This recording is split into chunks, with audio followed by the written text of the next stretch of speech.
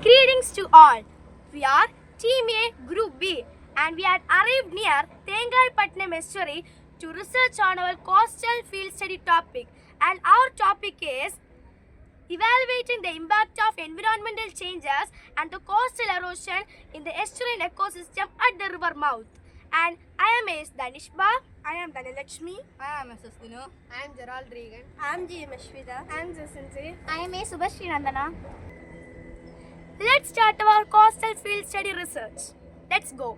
Now, we will look at some rivers and canals that flow from different places through Tamirabarani River to the Arabian Sea. This is the Karakani River, linked with the Kurikure River, which is a local tributary of Tamirabarani system. This is the check dam of Karakani River, which prevents the mixing of seawater with river water.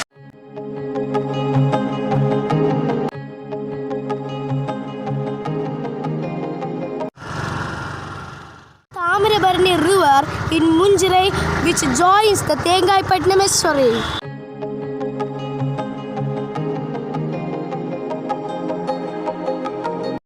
This is the river that comes from Pechipare. This joins the Tamirabarani River. First, the most important thing to know is what is meant by an estuary. An estuary is a place where the river water and the sea water joins and the fresh water joins with the salt water. The Tamirabarani river's water joins with the Arabian Sea in the Tengaipatnam estuary, which is shown in the video. The water is called brackish water. This water is rich in nutrients which allows the plants to grow well. Followed by Dhanalakshmi. Environmental changes in the river mouth. The first one is temperature rise. The temperature rises in these coastal regions. The next one is sea level rise. So there will be an average height of the sea waves in the sea, but it rises. That's one of the environmental change that's happening here. The next one is extreme weather. Due to climate change, the weather condition increases and it may cause floods, earthquakes and other cyclones and other natural phenomena. The next one is algal blooms. Algae is a type of bacteria. Algae and cyanobacteria, these microorganisms has the power to control the force in the water and thereby it floats on the water. When we see from the beach, we feel like impurities floating on the water. The next one is habitat squeeze. So there will be so many organisms which live out of the sea. The coastal habitats will be taking place. So when sea level is rising and when people are constructing so many buildings in the coastal regions, those animals lost their habitats. Followed by Gerald Regan. The causes of coastal erosion. First, natural causes. Extreme weather like wind can cause coastal erosion in such areas. And also storms and different climate changes also result in coastal erosion in these areas.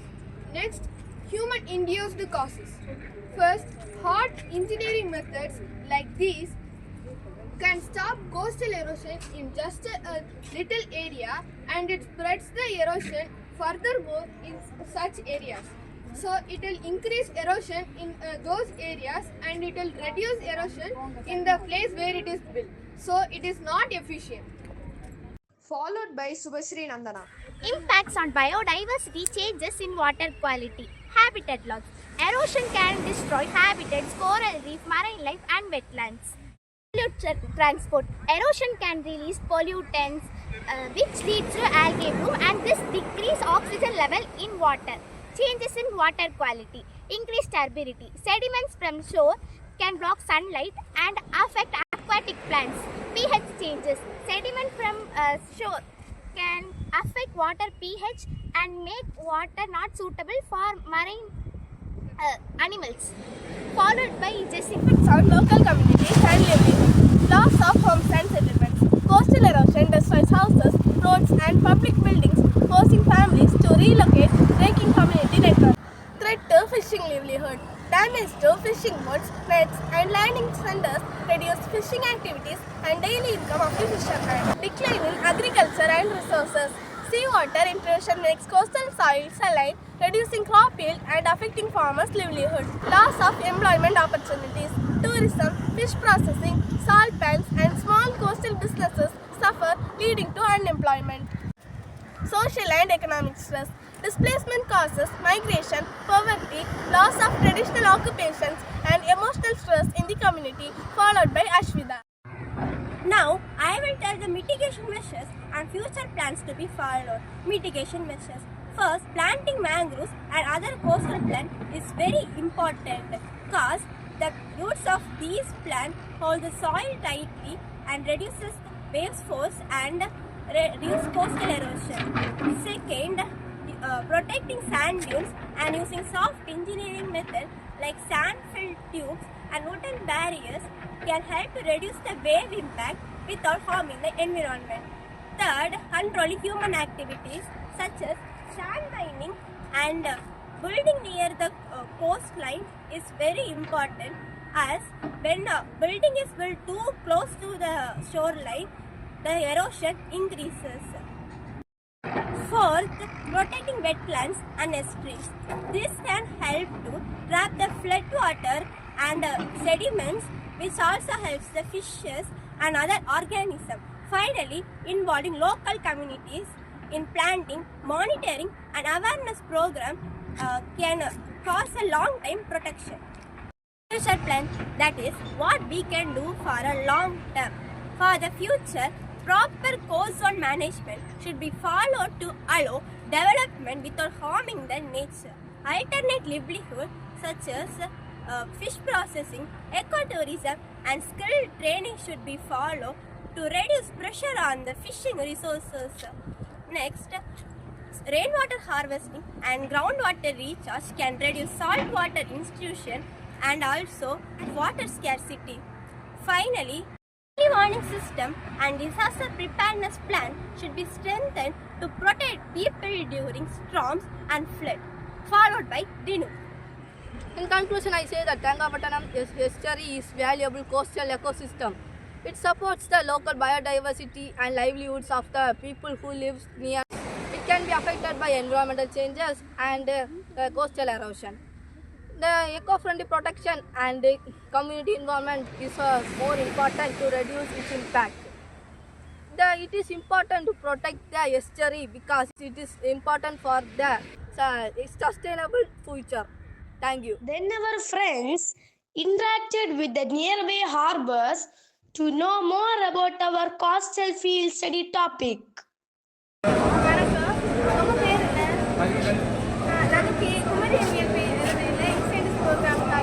ஒரு coastal ஸ்டடிக்காக கடலரிப்புனால மீன் பிடிக்கிறவங்களுக்கு என்னெல்லாம் பாதிப்பு? கடல் அரிக்கிறனால மீன் பிடிக்கிறவங்களை பொறுத்த வரைக்கும் அவங்க கடலோரத்தில் இருக்க மீன்கள் வந்து அந்த குறிப்பிட்ட ஒரு எல்லைக்குள்ள மட்டும்தான் இருக்கும். அது நம்ம கடல் அரிப்புனால கடல் விரிஞ்சிக்கிட்டே போகும். அப்போ என்ன ஆகும் அப்படின்னா அந்த இடத்துல இருக்கிற சூழ்நிலை, அந்த டெம்பரேச்சர், ஹியூமிடிட்டி எல்லாமே சேஞ்ச் ஆகும். அதனால அந்த குறிப்பிட்ட ஏரியாவுக்குள்ள இருக்க மீன் எல்லாமே செத்துக்கும். அது ஒரு டிஃபால்ட் கடல் மீனவர்களுக்கு.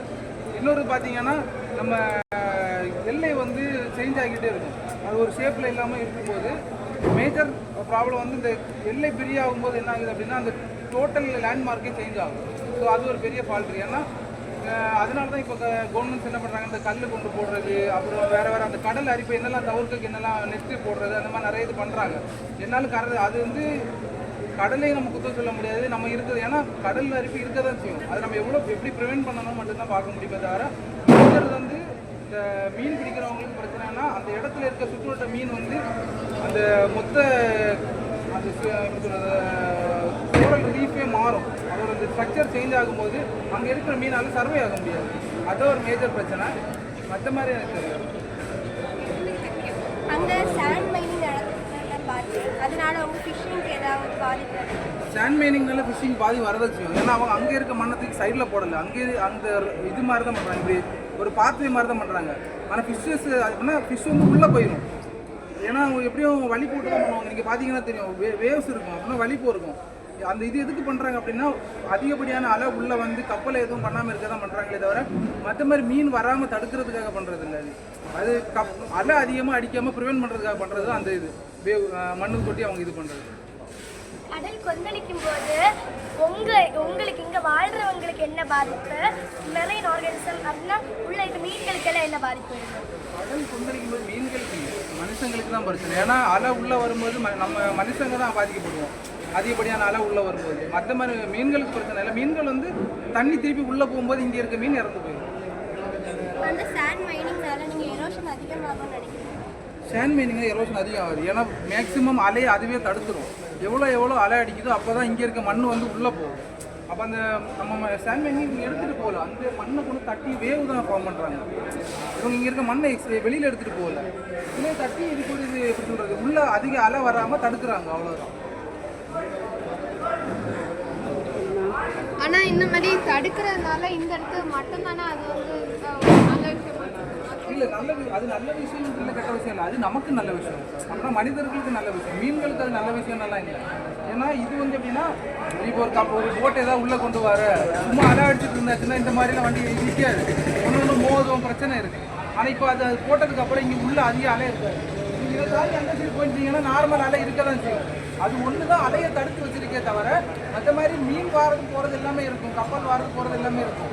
ஆனால் ஜஸ்ட் ஒரு பேரியர் மாதிரி அது, அவ்வளோதான்.